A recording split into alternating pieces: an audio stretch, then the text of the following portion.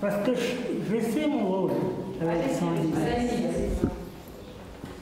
Hier, tous mes problèmes semblaient si loin. C'est une troupe de théâtre pas tout à fait comme les autres. Ici, on accueille des traumatisés crâniens et cérébraux lésés. Coma, soins intensifs, ils ont souvent vécu entre la vie et la mort et portent encore de lourdes séquelles. L'expression théâtrale, c'est une façon de faire travailler leur mémoire, mais aussi de leur faire reprendre confiance. Même chose pour l'atelier d'écriture, où les résidents fabriquent un journal en partant de leur vécu pour exprimer à leur façon leurs histoires de vie. Orage, au désespoir, ô accident ennemi, qu'ai-je fait pour mériter une telle avarie?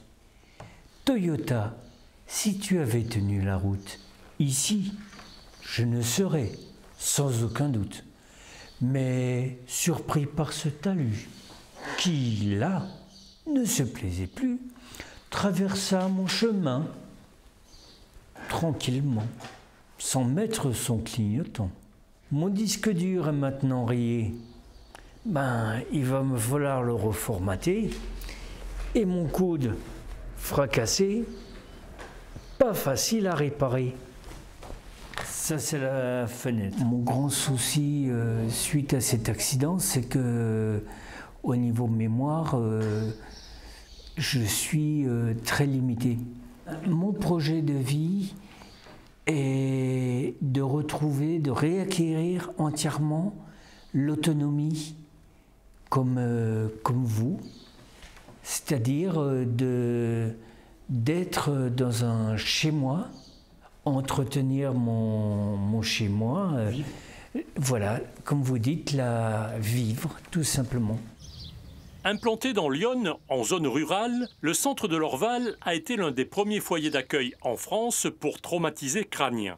Victimes d'accidents de la vie, de conduites à risque, mais aussi d'AVC ou de tumeurs, ils suivent une démarche de réadaptation qui peut être longue, 4 à 5 ans en moyenne. Ça a été vraiment, il y a 20 ans, un projet très nouveau que personne ne connaissait, qui a été vraiment lancé comme expérimental. On ne s'occupait pas du tout de ces traumatisés crâniens. Souvent, ils étaient soit dans leur domicile, soit en psychiatrie. Mais il n'y avait pas de lieu où on pouvait les aider à se reconstruire, en fait. Ce que l'on veut leur apporter, c'est tout simplement une reprise en main de leur propre vie et puis les accompagner à reprendre un peu d'autonomie, tout simplement, à pouvoir faire ses lessives, faire son budget, peut-être retrouver du travail aussi, même si c'est un travail aménagé. Pour ceux qui le peuvent, la démarche de réadaptation va jusqu'à la remise en situation professionnelle. Les projets ne manquent pas, comme celui de réaliser une cuisine adaptée. Elle permettrait à certains de s'engager dans la voie de la restauration.